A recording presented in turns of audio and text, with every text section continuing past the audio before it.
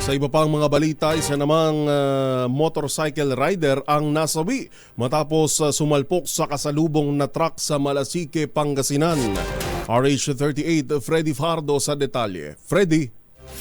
Hindi na umabot ng buhay sa paggamutan ng isang 42 anyos na lalaki na sakay ng motorsiklo matapos nitong makabangga ng kasalubong na traka sa provincial road ng barangay Larig-Larig, Malasique. Sa ulat ni OIC Chief of Police Lieutenant Colonel Francisco Sawadan Jr., alas 8 ng gabi pinabagtas ng biktima na kinilalang si Edmond Glanida, 40 anyos, residente ng poblasyon, ang naturang lansangan nang umano'y pumasok ito sa linya ng kasalubong na truck dahilan ng kanilang banggaan. Nadala pa ito sa Malasique Municipal Hospital, subalit idineklarang dishonorable na ng attending physician. Sa ngayon ay nasa kustodi ng Malasique Police Station ang truck at driver nito para sa kaukulang disposisyon.